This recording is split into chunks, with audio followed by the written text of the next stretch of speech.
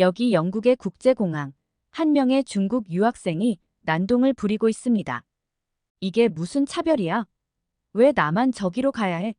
한국인은 되고 중국인은 안 된다고. 이건 명백한 인종차별이야. 같이 온 프랑스 친구가 그 중국 유학생을 말려도 오히려 더 크게 소리를 치고 있는데요. 결국 그 중국 유학생은 입국 거부를 당하게 되는데 대체 무슨 사연일지 오늘 사연 바로 시작하겠습니다. 제 이름은 오데트 듀부아입니다. 10살 때 부모님과 함께 프랑스에서 중국으로 이주했어요. 그때의 기억은 아직도 생생합니다. 파리의 아름다운 거리와 에펠탑, 그리고 제가 다니던 학교의 친구들과 작별 인사를 나누던 날. 저는 울음을 참느라 애썼어요. 하지만 동시에 새로운 나라에 대한 호기심도 있었죠. 중국에 대해 들었던 이야기들, 만리장성과 자금성 같은 웅장한 건축물들, 그리고 맛있다는 중국 음식에 대한 기대감으로 가슴이 두근거렸습니다. 하지만 실제로 중국에 도착했을 때 저는 환경의 차이에 크게 충격을 받았습니다. 복잡한 거리, 무례한 사람들, 불친절한 공무원들과의 경험은 제게 중국에 대한 나쁜 인상을 남겼어요. 베이징 공항에 도착했을 때의 일이 아직도 생생합니다. 공항은 사람들로 가득 차 있었고 소음이 귀를 울렸어요. 짐을 찾으러 가는 길에 누군가가 제 가방을 밀쳐 넘어질 뻔했습니다. 아무도 사과하지 않았죠. 그때 저는 나 정말 이런 곳에서 살아야 해? 생각하며 절망했어요. 택시를 타고 새 집으로 가는 길은 더욱 충격적이었습니다. 도로는 차들로 꽉 막혀 있었고 운전사들은 끊임없이 경적을 울렸어요. 대기 오염으로 하늘은 회색빛이었고 숨쉬기가 힘들 정도였습니다. 거리에는 쓰레기가 널브러져 있었고 사람들은 아무데나 침을 뱉었어요. 저는 이 모든 광경에 눈을 감고 싶었습니다. 새 집에 도착해서도 문제는 계속되었어요. 이사업체 직원들은 우리 가구를 함부로 다루었고 몇 개의 귀중한 물건들이 파손되었습니다. 특히 제가 아끼던 발레리나 음악 상자가 깨졌을 때 저는 참았던 눈물을 터뜨리고 말았어요. 그 음악 상자는 프랑스에 있는 할머니가 제 생일 선물로 주신 거였거든요. 부모님이 항의하셨지만 그들은 무책임한 태도로 일관했어요. 저는 그날 밤 울면서 잠들었습니다. 다음 날 새로운 학교에 갔을 때의 경험도 잊을 수 없어요. 교실에 들어서자마자 모든 아이들의 시선이 저에게 쏠렸습니다. 제 금발 머리와 파란 눈이 그들에게는 신기해 보였나 봐요. 쉬는 시간에 한 남자아이가 제 머리를 만져보려고 했을 때 저는 너무 당황해서 뒤로 물러섰어요. 그 아이는 친구들과 함께 웃으며 저를 가리키며 뭐라고 말했는데 당시에는 중국어를 잘 몰라서 무슨 말인지 알 수 없었죠. 하지만 시간이 지나면서 중국의 여러 문제에 익숙해지고 적응하게 되었어요. 오히려 중국에 대해 점점 관용적이 되었고 이곳이 내가 살아가는 현실이라며 수용하게 됐습니다. 학교에서는 선생님들이 중국의 위대함에 대해 끊임없이 이야기했어요. 반면 한국에 대해서는 가난하고 후진국이라고 배웠습니다. 한 번은 역사 수업 시간에 한국에 대해 배웠는데 선생님께서 한국은 중국의 속국이었고 지금도 경제적으로 중국을 따라올 수 없다고 말씀하셨어요. 저는 그 말을 그대로 믿었죠. 그때부터 한국에 대한 편견이 생기기 시작했습니다. 지금 생각하면 부끄러운 일이지만 당시에는 그게 사실이라고 믿었어요. 친구들과 이야기를 나눌 때도 한국에 대해 낮은 평가를 하곤 했어요. 한국, 거기 별로 발전 안 됐대. 우리나라가 훨씬 낫지. 라고 말하곤 했습니다. 한 번은 한국에서 온 전학생이 우리 반에 왔을 때 우리 모두가 그 아이를 무시하고 따돌렸던 적이 있어요. 지금 생각하면 정말 부끄러운 일이에요. 학교에서는 매일 아침 중국 국기를 향해 경례를 했고 국가를 불렀습니다. 선생님들은 중국 공산당의 업적을 찬양하고 서구 국가들의 단점을 강조했어요. 저는 이런 교육을 받으며 점점 중국에 대한 자부심이 커졌습니다. 심지어 한때는 제가 프랑스 사람이라는 사실을 잊고 싶어 했을 정도예요. 주말에는 가족과 함께 베이징의 명소들을 둘러보곤 했어요. 천안문 광장, 자금성, 만리장성 등을 방문하면서 중국의 역사와 문화에 대해 배웠습니다. 이런 경험들은 제게 중국에 대한 애착을 갖게 해주었어요. 특히 만리장성에 올라갔을 때의 기억은 잊을 수 없어요. 끝없이 이어지는 성벽을 보며 중국의 위대함을 직접 느낄 수 있었죠. 하지만 가끔은 의문이 들 때도 있었습니다. 왜 인터넷에서 특정 웹사이트들에 접속할 수 없는지, 왜 외국 영화나 드라마를 보기 어려운지 이해가 되지 않았어요. 한 번은 학교 숙제로 티베트에 대해 조사하려고 했는데 정보를 찾기가 너무 어려웠어요. 부모님께 물어봤지만 중국의 규칙이야. 프랑스에 다시 되돌아가면 알게 될 거야 라고만 대답하셨죠. 그렇게 5년이 흘렀습니다. 중국에서의 생활이 익숙해질 무렵 아버지께서 다시 프랑스로 돌아가야 한다고 말씀하셨어요. 엄마는 굉장히 행복해하셨지만 저는 복잡한 감정이 들었습니다. 한편으로는 깨끗하고 질서 있는 프랑스가 그리웠지만 다른 한편으로는 이제 익숙해진 중국 생활을 떠나야 한다는 것이 아쉬웠어요.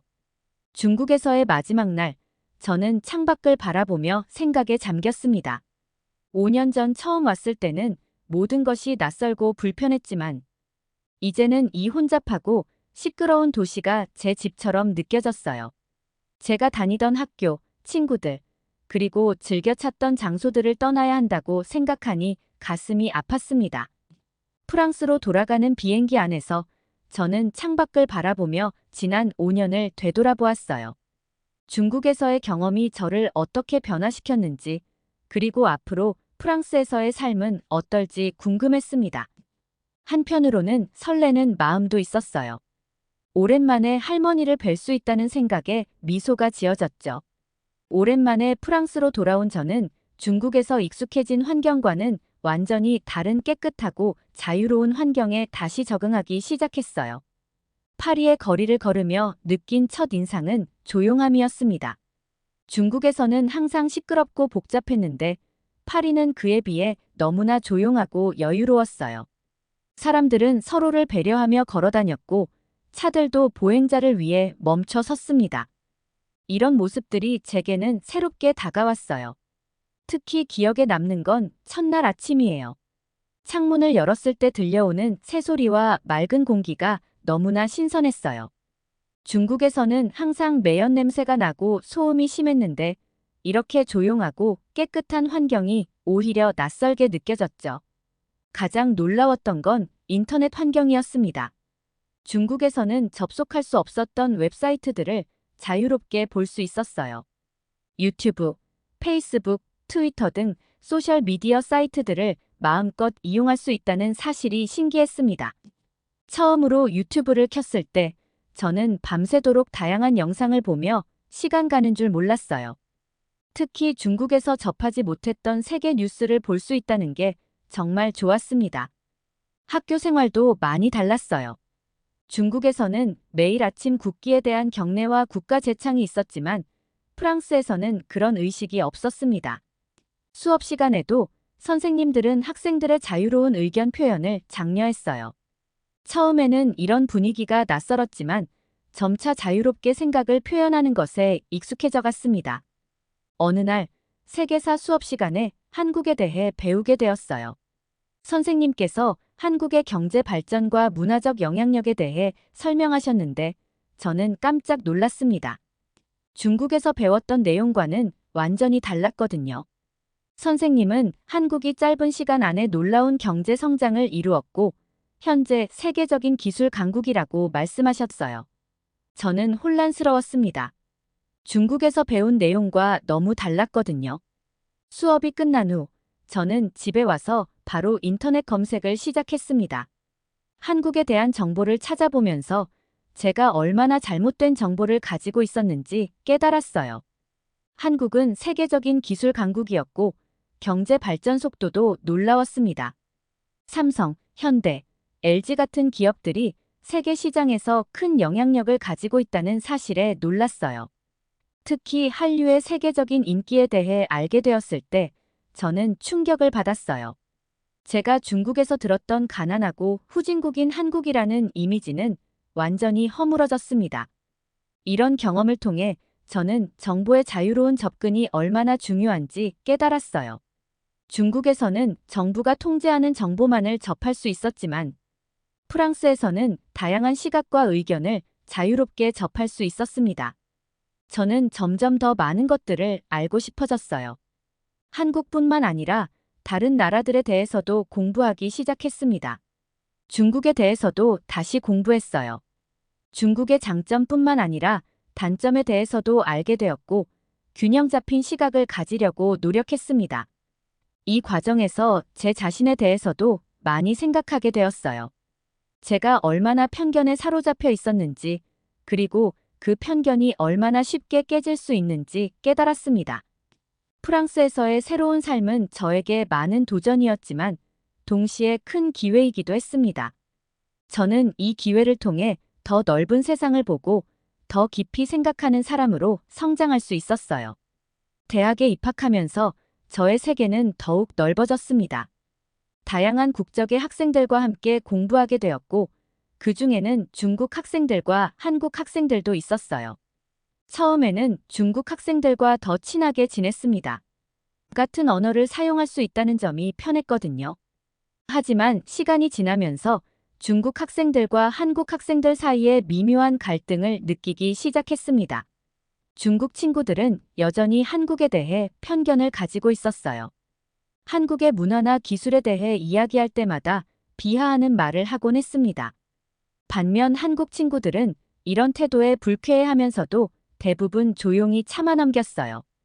저는 이런 상황을 보며 불편함을 느꼈습니다. 제가 전에 가졌던 편견과 비슷한 태도를 중국 친구들에게서 보는 것 같아 마음이 아팠어요. 그러던 어느 날 국제경영학 수업에서 팀 프로젝트가 배정되었습니다. 우리 팀은 중국인 친구 리앙, 한국인 친구 라온, 그리고 프랑스인인 저와 피에르로 구성되었어요. 처음에는 모두가 열정적으로 프로젝트에 임했지만 곧 문제가 생기기 시작했습니다. 리앙은 프로젝트 회의 때마다 라온의 의견을 무시하곤 했어요.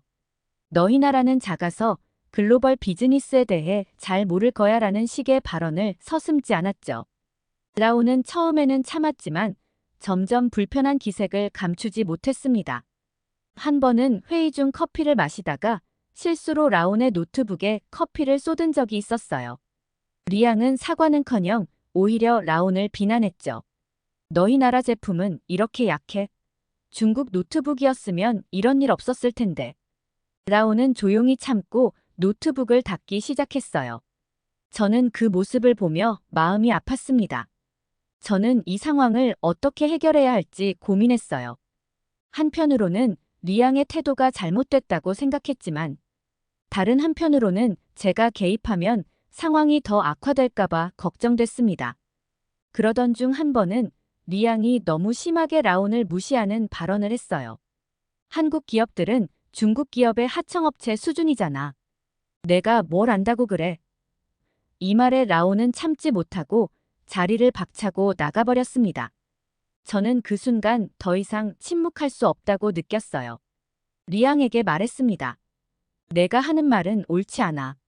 한국은 세계적인 기술 강국이고 삼성이나 현대 같은 글로벌 기업들도 많아. 우리가 서로 존중하며 협력해야 좋은 결과를 낼 수 있을 거야. 하지만 리앙의 반응은 예상 밖이었습니다. 그는 오히려 더 강하게 자신의 입장을 고수했어요. 너도 한국 편이냐? 넌 중국에서 살았으면서 왜 그래? 한국이 기술 강국이라고. 웃기지 마. 그들의 모든 기술은 중국에서 배운 거야. 우리가 없었다면 한국은 아무것도 아니라고. 리앙의 이런 태도에 저는 충격을 받았습니다. 중국에서 자랐을 때 배운 편견들이 이렇게 강하게 남아있을 수 있다는 사실이 놀라웠어요. 동시에 제 안에 있던 편견들도 다시 한번 돌아보게 되었습니다. 프로젝트는 계속해서 어려움을 겪었어요. 리앙은 자신의 의견만을 고집했고 라온의 제안은 항상 무시했습니다. 피에르와 저는 중재를 시도했지만 리앙의 완고한 태도 앞에서는 역부족이었어요. 이런 상황 속에서 저는 라온에게 더 관심을 가지게 되었습니다. 그의 인내심과 전문성에 감명을 받았어요. 라온은 리앙의 무례한 태도에도 불구하고 항상 침착하게 자신의 의견을 제시했고 프로젝트에 기여하려 노력했습니다. 어느 날 라온과 단둘이 이야기를 나눌 기회가 있었어요. 그는 한국의 문화, 역사, 그리고 현대 사회에 대해 이야기해 주었습니다. 그의 이야기를 들으며 저는 중국에서 배웠던 것과는 완전히 다른 한국의 모습을 알게 되었어요. 라온은 한국의 급속한 경제 발전, 민주화 과정, 그리고 세계적으로 인정받는 문화 콘텐츠에 대해 설명해 주었습니다. 한류 문화의 세계적 인기에 대해 들으며 저는 점점 더 한국 문화에 관심을 갖게 되었어요. 특히 라온이 들려준 한국의 현대 역사는 매우 인상적이었습니다. 한국 전쟁 후 폐허가 된 나라에서 불과 몇십 년 만에 세계적인 경제 강국으로 성장한 이야기, 그리고 군사 독재 정권에 맞서 민주화를 이뤄낸 시민들의 이야기는 저에게 큰 감동을 주었어요. 하지만 이런 저의 변화는 리앙과의 관계를 더욱 악화시켰습니다.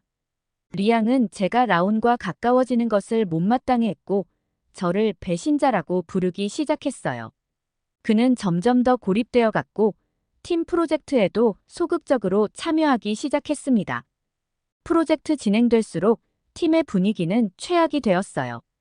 리앙은 자신의 파트를 제대로 하지 않았고 나머지 팀원들이 그의 일까지 떠안게 되었습니다.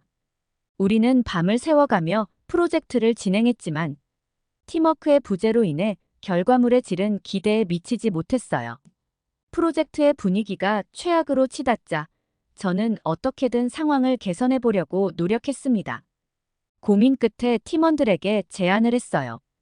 우리 다 같이 여행을 가는 게 어때? 기분 전환도 되고 서로를 더 이해할 수 있는 기회가 될 것 같아. 처음에는 모두가 망설였습니다. 특히 리앙과 라온은 서로 얼굴을 마주치기조차 꺼려했어요. 하지만 제가 계속 설득했죠. 이번 주말에 영국에서 맨체스터 유나이티드와 리버풀의 경기가 있어. 우리 다 같이 가서 축구도 보고 런던도 구경하면 어떨까? 축구라는 말에 리앙의 표정이 조금 밝아졌어요. 그는 열렬한 축구 팬이었거든요. 라온도 조심스럽게 동의했고 피에르는 런던 여행에 신이 나 보였습니다. 저는 안도의 한숨을 쉬었어요. 이 여행이 우리 팀의 변화를 가져다 줄 거라고 기대했거든요.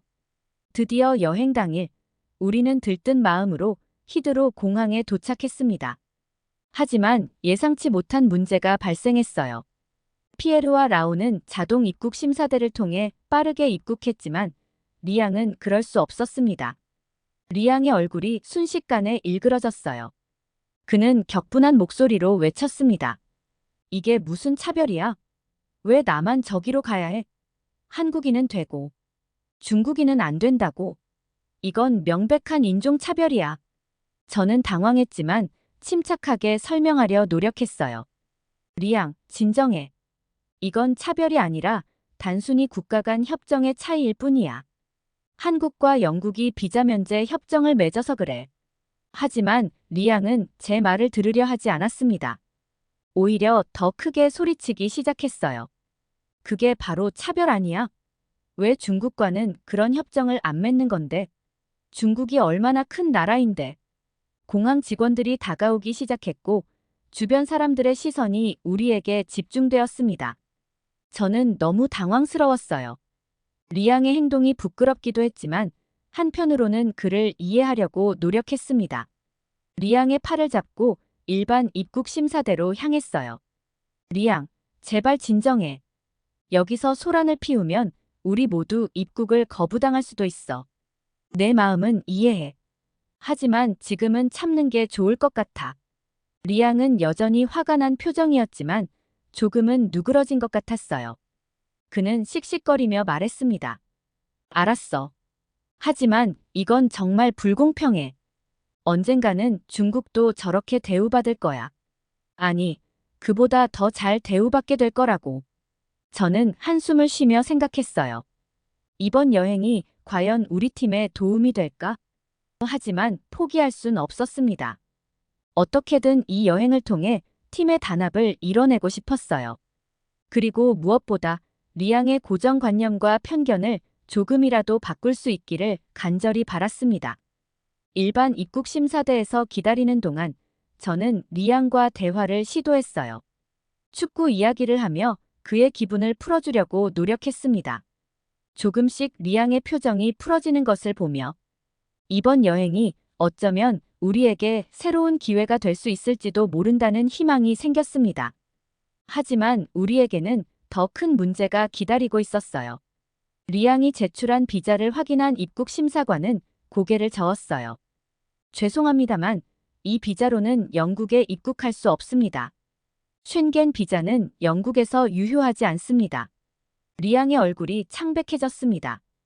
그는 당황한 듯 더듬거리며 말했어요. 하지만 저는 프랑스에서 공부하는 유학생이에요.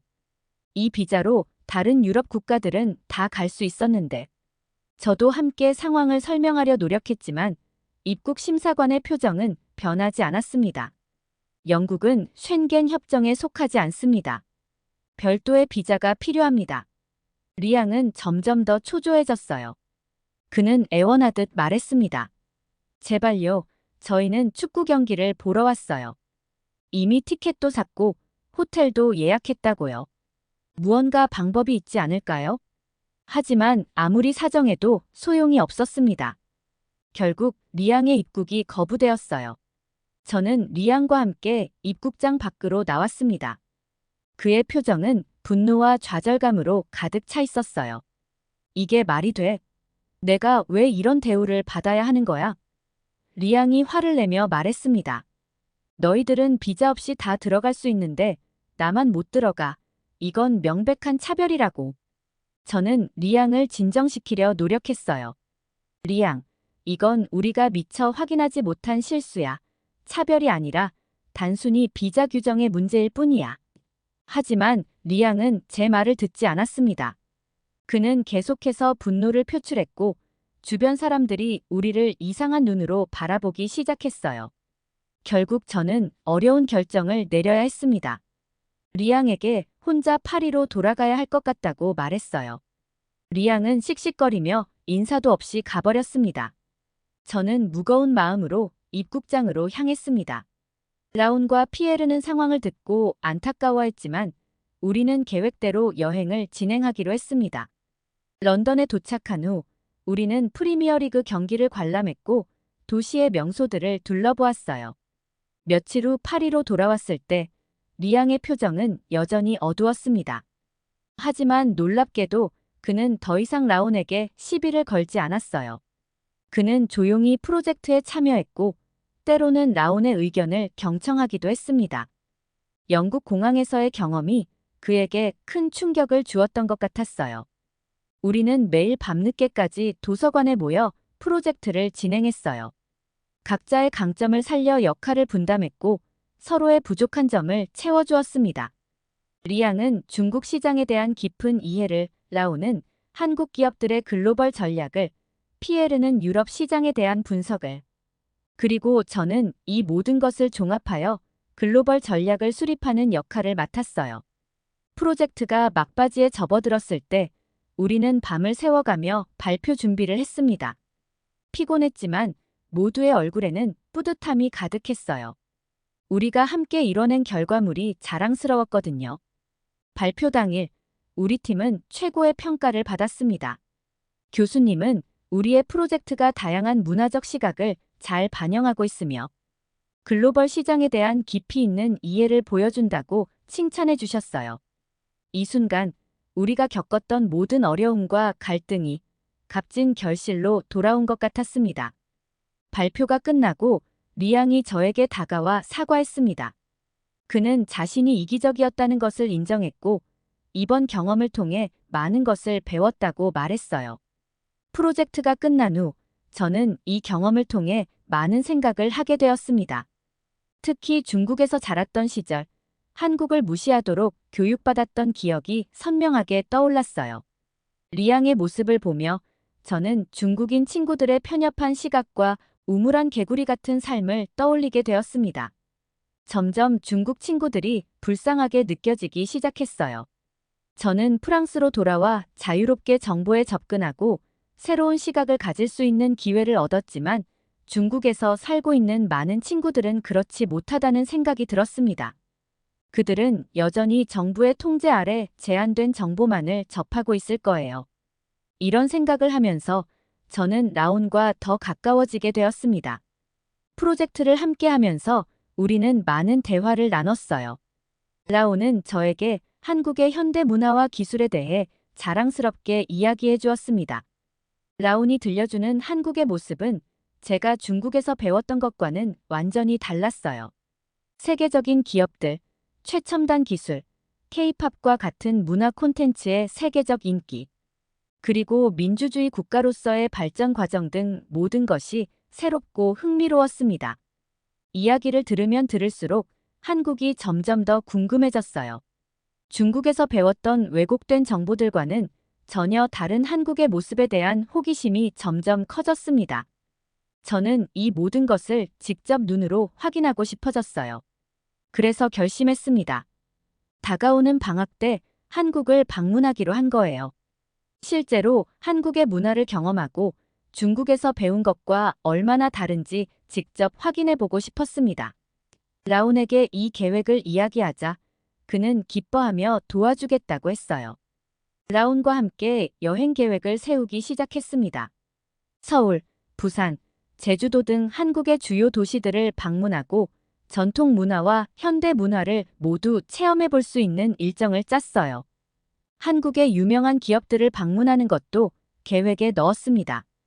이 여행 계획을 세우면서 저는 점점 더 흥분되었어요. 한국에서의 새로운 경험이 제 인생에 어떤 변화를 가져다 줄지 정말 궁금했습니다. 아마도 이 여행은 제가 세상을 바라보는 시각을 더욱 넓혀줄 것 같았어요. 동시에 이 여행이 제게 큰 도전이 될 것이라는 것도 알고 있었습니다. 중국에서 주입받은 편견들과 마주하고 그것들을 극복해야 할 테니까요. 이번 여행은 제가 더 나은 사람으로 성장할 수 있는 기회라고 믿었거든요. 여행 준비를 하면서 저는 한국어 공부도 시작했습니다. 기본적인 인사말과 간단한 문장들을 배우기 시작했어요. 언어를 배우는 과정에서 한국 문화에 대해 더 많이 이해하게 되었고, 이는 제 호기심을 더욱 자극했습니다. 리앙에게 한국 여행 계획을 이야기했을 때 그의 반응은 복잡해 보였어요. 처음에는 놀라워하더니 이내 걱정스러운 표정을 지었습니다. 정말 가려고? 위험하지 않을까? 라고 물었죠. 저는 그의 반응에서 여전히 남아있는 편견을 볼 수 있었습니다. 하지만 동시에 그의 목소리에서 작은 호기심도 느낄 수 있었어요. 저는 리앙에게 말했습니다. 나는 직접 보고 경험해보고 싶어. 우리가 배운 것이 진실인지 아니면 다른 현실이 있는지 확인하고 싶어. 리앙은 잠시 생각에 잠기더니 고개를 끄덕였어요. 내 말이 맞아. 어쩌면 나도 언젠가 가볼 수 있을지도 몰라. 이 대화를 통해 저는 다시 한번 이 여행의 중요성을 깨달았습니다. 이것은 단순한 관광이 아니라 제 세계관을 넓히고 편견을 깨는 중요한 경험이 될 것이었어요. 그리고 어쩌면 제 경험이 리앙이나 다른 친구들에게도 영향을 미칠 수 있을지도 모른다는 생각이 들었습니다. 오늘 한국행 비행기표를 예매했어요. 비행기표를 예매한 순간부터 저는 설렘과 긴장이 교차하는 복잡한 감정을 느끼고 있습니다. 한국을 방문해서 새로운 문화를 경험하고 편견을 깨고 세상을 새로운 시각으로 바라볼 수 있는 기회가 될 수 있을 거라고 생각해요. 한국에서의 경험이 제게 어떤 변화를 가져다 줄지 너무 궁금해요. 이번 여행을 통해 더 성장하고 싶어요. 두 번째 사연 시작합니다. 여기 홍콩의 대학교 동아리실. 중국인 여학생이 한국을 비난하자 여러 한국 학생들이 그 중국 여학생의 말을 반박하고 있습니다. 그 모습을 지켜보던 다른 중국 남학생이 한국을 비난하는 중국 여학생의 말을 크게 반박하며 중국이란 나라를 비난하는데요. 그러자 한국을 비난하던 중국 여학생은 화가 난 채로 동아리실 밖으로 나가버리고 얼마 후 동아리실에는 경찰이 들이닥치는데 대체 무슨 사연일지 오늘 사연 바로 시작하겠습니다. 안녕하세요. 저는 홍콩에 살고 있고 홍콩대학교 2학년 재학 중인 유림입니다. 제가 살고 있는 홍콩은 1997년 영국에서 중국으로 주권이 반환된 이후 중화인민공화국의 특별행정구가 되었어요. 이에 따라 홍콩 시민들은 중국의 시민으로 간주되며 중국 여권을 발급받을 수 있게 되었지만 제 주변의 홍콩인들은 전부 홍콩 여권을 발급받아요. 홍콩 여권은 중국 여권과 달리 비자 면제 협정이 많은 국가들과 체결되어 있어 홍콩 여권 소지자는 많은 국가들을 비자 없이 여행할 수 있죠. 이는 중국의 여권보다 홍콩의 여권이 위상이 높다는 것을 증명해요. 홍콩은 일국양제 원칙에 따라 고도의 자치권을 유지하고 있으며 자체적인 법적, 행정적 시스템을 가지고 있습니다. 법적으로는 중국 국적을 가지고 있지만 많은 홍콩 시민들은 자신들을 홍콩인으로 보고 홍콩만의 독특한 정체성을 중요하게 생각하고 있어요. 하지만 최근에 점점 고도의 자치권과 민주적인 권리가 점차 축소되고 있습니다. 2014년 우산혁명과 2019년 대규모 반정부 시위는 홍콩 시민들이 더 많은 민주적 권리와 자치를 요구하며 발생했는데요. 이런 움직임은 중국 정부에 의해 강력하게 억압되었고 많은 활동가들이 체포되고 입법적 조치를 통해 제재를 받았고 일부는 해외로 망명을 시도하기도 했습니다. 특히 2020년 도입된 국가보안법은 홍콩의 정치적 자유에 중대한 변화를 가져왔어요. 이 법은 홍콩 내에서의 중대한 정치적, 사회적 변화를 촉발시켰고 여러 면에서 홍콩의 자치권과 자유에 대한 제한을 강화했죠. 홍콩에서의 자유로운 표현, 언론 자유, 그리고 집회의 자유에 중대한 제약을 가하는 법이에요. 중국은 홍콩의 고도의 자치권과 국제적인 약속을 전혀 지키고 있지 않아요. 법의 시행 이후 홍콩은 국제금융허브로서의 지위에 대한 불확실성이 증가했고 여러 기업들은 투자를 제고하거나 지역사무소 위치를 재검토하는 등의 조치를 취하고 있죠. 게다가 중국 본토에서 대규모 이주와 투자를 하면서 고용시장에서 경쟁 증가와 공공서비스의 부담도 커지고 부동산 가격도 계속 오르고 있습니다. 홍콩은 중국 본토와 다른 광둥어를 사용하고 있는데요. 중국 정부는 홍콩 내에서 표준 중국어인 북경어를 사용하도록 강조하고 있어요. 제가 중국을 극도로 싫어하는 이유는 그뿐만이 아니에요. 중국 본토에서 홍콩을 관광하기 위해 오는 관광객들은 몰상식하다 못해 기괴하기까지 하죠. 중국 본토 관광객은 공공장소에서도 큰 목소리로 말하고 줄도 제대로 서지 않아요. 정말 무질서해요. 길바닥에 쓰레기를 버리는 것도 흔한 일이고 길 한복판에서도 난투극을 벌이는 모습도 여러 번 목격할 정도예요. 그리고 골목길 아무 곳에다가 노상 방뇨를 하죠. 저희 부모님은 홍콩에서 작은 상점을 운영하시는데요. 음식점이 아니고 기념품을 판매하는 상점이라 한 명이 용변을 볼 수 있는 작은 크기의 화장실이 가게 안에 하나 있습니다. 중국 본토에서 온 중국인 관광객들이 상점으로 들어와 막무가내로 화장실만을 이용하고 나간 적이 여러 번 있는데요. 중국인들은 굉장히 더럽게 화장실을 사용하기 때문에 중국인들이 한번 휩쓸고 지나가면 몇 시간 동안 화장실을 청소해야 할 정도예요. 저도 시간이 날 때는 부모님의 일을 돕고 있기 때문에 그런 광경을 몇 번 목격한 적이 있는데 중국인 관광객들이 사용한 뒤에 화장실을 보면 정말 더러워요. 그래서 물건을 구입하는 손님들께만 어쩔 수 없이 화장실을 개방하죠. 하지만 몇 달 전 사건 이후로 지금은 중국인들에게는 아예 화장실을 개방하지 않고 있어요. 그날은 부모님이 일정이 있으셔서 잠시 동안 제가 혼자 가게를 보고 있었던 날이었어요. 보통 이른 시간에는 관광객이 많이 없는데 그날은 평소와 다르게 가게 안에 관광객이 많아서 혼자서 일하기 조금 정신없었습니다. 정신없이 손님들을 응대하고 있는데 갑자기 여러 명의 중국인이 들어와서 물건은 쳐다보지도 않고 주변을 두리번거리더니 화장실을 발견하고 물어보지도 않고 바로 화장실로 들어가더라고요. 어린아이까지 데려왔어서 저는 제지를 하지 않고 사용하도록 내버려 두었죠. 그 중국인들은 화장실을 사용해서 고맙다는 말도 없었고 물건을 사지도 않은 채 밖으로 나갔어요.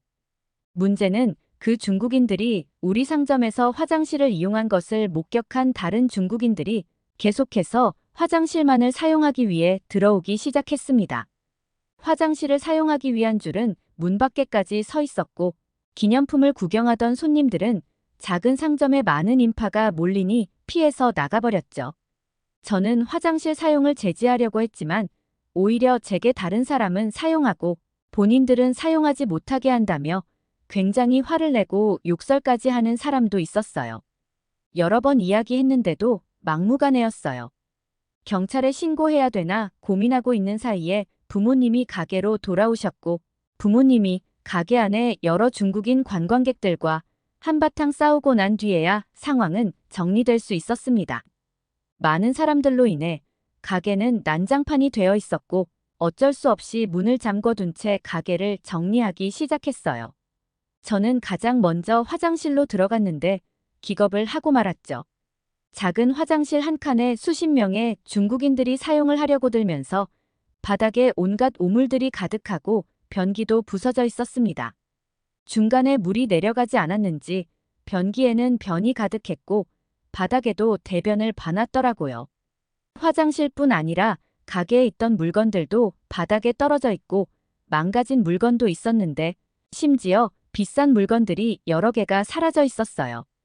가게 안에는 CCTV가 설치되어 있어서 확인을 해보았고 많은 사람들이 몰려 제가 정신없는 틈을 타서 물건을 가방에 집어넣는 사람들을 볼 수 있었죠. 그때의 경험 이후로 자연스럽게 중국인 관광객들이 단체로 상점에 들어오는 게 두려워졌고 아예 화장실을 사용할 수 없게 화장실 문을 잠근 채 화장실이 없는 것처럼 가려놓기까지 했어요. 최근에도 가끔 중국인들이 가게에 들어와서 화장실을 찾는데 화장실을 발견해도 이용하지 못하게 하니 소리를 치며 항의를 하는 경우도 가끔 발생한다고 부모님께서 말씀하세요. 홍콩 시민들은 법을 준수하고 공공질서 유지 등의 측면에서 높은 수준의 시민의식이 있는데 중국 본토 시민들에게서는 그런 시민의식을 찾아볼 수가 없습니다. 부모님이 운영하시는 상점 주변의 다른 가게들도 중국인들이 제발 홍콩으로 관광 오지 않았으면 좋겠다는 이야기를 종종 하시죠. 이건 학교에서도 마찬가지예요. 제가 다니는 홍콩대학교는 홍콩에서 가장 오래되고 명망 있는 대학 중 하나로 국제적으로 높은 평가를 받고 있어요. 다양한 교환학생 프로그램을 진행하고 있어서 여러 나라에서 우리 학교로 공부하기 위해 많은 친구들이 오는데 특히 중국 본토에서 우리 학교에 공부하기 위해 오는 친구들이 정말 많아요. 중국 본토에서 온 친구들은 정말 시끄럽고 제대로 줄을 서지 않아요. 대학교 입학식 때는 많은 학생들과 그들의 가족이 참석했는데요. 여러 학생들이 화장실을 가기 위해 줄을 서 있는데 중국 본토에서 온 학생들은 줄을 서지 않고 새치기를 시도하더라고요. 줄을 서 있던 학생들이 줄 서 있는 거라고 이야기해도 무시하고 화장실을 먼저 이용하는 중국 본토 학생도 있었습니다. 배워서 대학까지 온 학생인데 시민의식이라고는 찾아볼 수도 없었죠. 외국에서 온 학생들도 많았기에 중국 본토와 홍콩이 비슷할 것이라고 생각하는 친구들이 있을까봐 굉장히 부끄러울 정도였어요. 그리고 저는 한국을 굉장히 좋아하는데요. 저뿐만 아니라 제 주변의 많은 홍콩 친구들이 한국을 좋아하고 있어요. 한국의 대중문화, 특히 K-팝, 드라마, 영화 등은 홍콩에서 굉장히 유명해요. 한류로 인해 주변의 많은 사람들이 한국어를 배우려고 하고 한국 제품을 소비하려고 하죠. 특히 한국의 음식, 패션, 화장품은 홍콩에서도 인기가 정말 많아요. 한국은 민주주의 국가로 정체성을 강하게 유지하고 있는데 이는 홍콩 시민들이 추구하는 가치와 맞닿아 있죠. 최근 홍콩 내에서 중국의 영향력 증가에 대한 우려가 커지면서 한국의 사회적 자유와 민주적 시스템은 더더욱 홍콩 친구들 사이에서 인기를 끌고 있어요. 한국의 인기가 높아지면서 우리 학교에는 한국어와 한국 문화에 대한 강좌도 제공하고 한국의 역사, 정치, 사회에 대해 배우기도 해요. 그리고 한국 문화학회 동아리가 있는데 이곳은 한국 문화에 관심 있는 학생들이 모여 다양한 활동을 하고 있는 동아리예요. K-팝 댄스, 한국어 연습, 한국 영화 및 드라마 시청회, 한국 관련 퀴즈 및 문화 행사 등을 주최하는데 인기가 정말 많은 동아리 중 하나죠. 저는 대학에 입학하자마자 가장 먼저 한국문화학회 동아리를 가입했습니다. 그 동아리는 여러 나라의 친구들이 있고 한국에서 온 친구들도 많았는데 중국 본토에서 온 친구는 팅팅 한 명밖에 없었어요. 저는 당연히 팅팅이 한국 문화에 대해 관심 있다고 생각했는데 팅팅은 사사건건 한국 문화를 비난했습니다. 누가 봐도 한국을 싫어하는 것 같아 보였죠. 그 친구가 왜 한국문화학회 동아리에 가입했는지 이해가 되지 않았는데 다른 친구들도 비슷하게 느꼈던 것 같아요. 팅팅의 주변에 가고 싶지 않아 했어요. 한국문화학회 동아리는 한국의 문화를 배우는 곳인데 한국의 이야기만 하면 까내리기 바쁜 친구였으니까요. 그러다 하루는 사건이 터지고 말았습니다. 한국의 민주적 시스템의 장점을 대화하고 있었는데 팅팅은 한국의 민주적인 시스템이 정치적으로 불안하고 경제적 사회적으로 부정적인 영향을 미치며 한국의 자유시장 경제는 빈부격차와 사회적 불평등을 심화시킨다고 말하기 시작했습니다. 한국은 민주적이라고 말하지만 1%만 잘 살고 나머지는 다 빈곤한 생활을 가지고 있다고 말하며 중국의 사회주의 시스템은 빈곤 퇴치와 사회적 평등을 중요한 목표로 삼아 재분배 정책과 사회 안전망을 통해 불평등을 완화한다고 주장했어요. 그리고 한국의 민주적 시스템은 개인의 자유와 권리를 중시하지만 이는 사회적 통제를 어렵게 만들어 질서 유지와 공공안전에 취약한 반면 중국은 강력한 사회 통제와 법 집행을 통해 사회 질서와 안전을 효과적으로 유지할 수 있다고 말했죠. 여러 한국 친구들이 팅팅의 말을 반박하고 있는데 동아리 홍콩 친구 중 치호라는 친구가 큰 소리로 중국을 비난하기 시작했어요. 홍콩이 예전에 한국처럼 자본주의 경제 시스템을 기반으로 발전했을 때는 국제 금융 중심지로 명성을 가지고 있었는데 중국의 국가보안법으로 국제사회에서 홍콩의 이미지가 손상되었고 그로 인해 홍콩 경제에도 부정적인 영향을 미쳤다고 말하며 인터넷 검열과 표현의 자유가 제한된 중국은 절대로 한국처럼 대단한 문화를 가질 수 없다고 이야기했습니다. 그리고 예전에 홍콩은 인터넷 자유가 보장된 지역이었지만 지금은 인터넷 검열과 표현의 자유가 제한되었다고 말하며 중국의 사회주의는 정말 끔찍하고 중국이란 나라는 인권을 침해하는 국가라 정말 싫다며 홍콩이 중국에서 독립해야 한다는 말까지 하게 되었죠. 팅팅은 치호 말을 듣고 한참을 노려보고는 짐을 챙겨 동아리실 밖으로 나가버렸어요. 그렇게 상황이 정리되는 건가 싶었는데 큰일이 벌어지고 말았습니다. 팅팅은 치호를 중국 정부를 공개적으로 비판했다며 신고했고 치호는 많은 친구들 앞에서 경찰에게 체포되었어요. 학교는 발칵 뒤집혔고 시간이 지나고 치호는 풀려났지만 더 이상 동아리에 나오지 않았어요. 지나가다 치호를 마주쳐서 인사를 했는데 차마 말을 걸지는 못했어요. 치호는 예전에는 굉장히 활기찼는데 경찰서를 다녀온 후의 모습은 불안해 보였고 얼굴도 많이 상해서 누가 봐도 안 좋아 보일 정도였거든요. 저를 포함한 많은 친구들은 이런 일은 처음 겪었기 때문에 굉장히 충격을 받았습니다. 치호가 경찰한테 학교에서 체포되었다는 소문은 학교 전체에 퍼지게 되었고 저는 학과 선배를 통해 더 충격적인 이야기를 듣게 되었어요.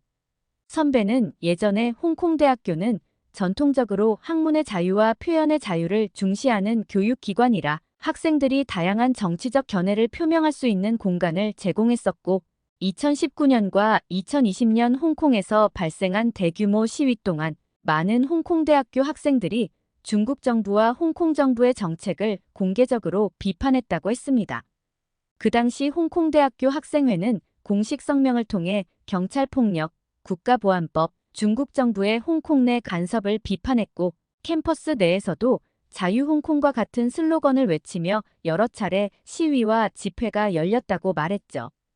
2020년 국가보안법 도입에 반대하는 공개서명 운동이 캠퍼스 내외에서 활발하게 전개되었고 많은 학생들과 교수들이 서명에 참여하며 이 법이 홍콩의 자유와 가치를 침해한다는 주장을 하였고, 일부 강의실에서는 국가보안법과 관련된 토론이 이루어지며 이 법의 영향에 대한 비판적인 의견을 제시했다고 했어요.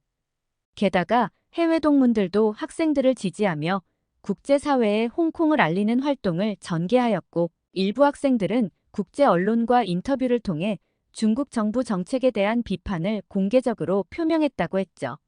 하지만 이러한 활동을 참여한 학생들은 다양한 형태의 법적, 사회적 압박을 경험했고, 일부 학생들은 체포되거나 기소되었다고 말하며 국가보안법 이후에는 홍콩에서 중국 정부를 공개적으로 비판하는 행동이 굉장히 위험하니 제게 조심하라고 이야기했습니다.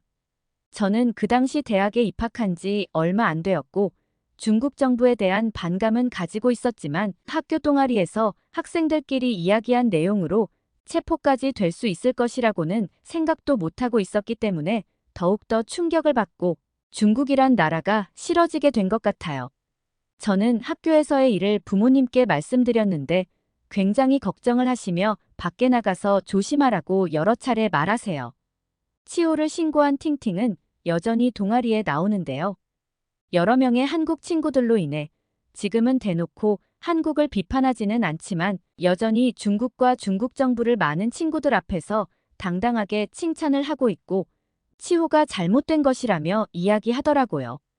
여러 나라의 친구들이 팅팅에게 친구를 신고하는 것은 잘못된 행동이라고 지적했지만 오히려 팅팅은 치호가 중국의 주권과 영토를 분열하는 목적의 발언을 공개적으로 이야기했다며 치호를 많은 친구들 앞에서 비난했어요. 저는 그런 팅팅의 모습을 보면서 아무것도 할 수 없다는 사실이 굉장히 답답했고 홍콩이 중국의 일부라는 사실이 원망스러웠죠. 저는 동아리 사건 이후로 홍콩이 현재 처한 현실에 대해 많은 것을 찾아보았어요. 원래 홍콩은 중국과는 다른 체제예요. 중국이 영국으로부터 홍콩을 반환받으면서 홍콩의 자치권을 보장하고 홍콩 내 법률 시스템과 경제 시스템, 이민 정책을 유지할 수 있도록 했지만 중국 정부는 지키지 않고 있습니다. 오히려 규제가 심해지고 있어요. 최근에 중국 정부는 홍콩에 대한 통제를 강화하기 위해 다양한 감시 및 신분 확인 시스템까지 도입하고 있어요. 게다가 홍콩의 지방선거에서 민주파가 압도적인 승리를 거두었는데 중국 정부는 선거 시스템과 홍콩의 입법회 구성 방식에 중대한 변화를 가하고 있죠. 이런 조치는 선거를 통한 시민의 의사표현을 제한하고 친중 성향의 후보들이 유리한 환경을 조성하기 위함이에요. 이로 인해 주변의 친구들은 다른 나라로 이민을 가려고 준비하는 친구들이 많아요. 저도 방학 때 처음으로 한국 여행을 다녀오고 한국으로 귀화하고 싶다는 생각을 했습니다. 한국을 방문하기 전에도 한국의 문화가 너무 좋아서 한국문화학회 동아리도 가입했는데 직접 본 한국은 생각했던 것 이상으로 대단했어요. 서울의 지하철과 버스 시스템은 매우 발달되어 있고 대중교통 이용이 굉장히 편리한데 교통비도 저렴했어요. 게다가 인터넷 속도는 믿을 수 없을 정도로 빠르고 어디서나 인터넷 접근이 가능했죠. 특히 한강과 남산, 북한산 등 아름다운 자연경관을 가지고 있어서 도시 내에서도 쉽게 자연을 즐길 수 있고 도시만의 녹지 공간도 풍부했어요. 많은 사람이 늦은 시간에 돌아다니는 것을 보며 범죄율이 낮고 치안이 잘 유지되는 곳이라고 느꼈습니다. 도심안에 있는 경복궁, 창덕궁, 덕수궁 등의 전통적인 문화재도 굉장히 아름다웠고 한국의 음식들도 하나같이 정말 맛있었어요. 한국이 가장 부러운 것은 민주적 시스템을 가지고 있는 국가라는 점이에요. 동아리에서 만난 한국 친구들은 한국에서는 언론의 자유, 표현의 자유가 보장된 국가로 다양한 의견을 자유롭게 이야기할 수 있다고 했습니다. 그리고 한국의 주거비는 홍콩에 비해 정말 저렴해요. 한국에서 취업하고 싶다는 생각에 요즘에는 한국어 공부를 하고 있어요. 나중에 꼭 한국에서 살고 싶어요. 그리고 저는 중국인이 아니고 홍콩인이에요. 중국인과 홍콩인은 정말 많이 다르다는 것을 이야기하고 싶었습니다. 오늘 사연이 재미있으셨다면 구독과 좋아요, 알림 설정까지 부탁드립니다. 구독자님들의 좋아요는 영상을 제작하는데 힘이 됩니다.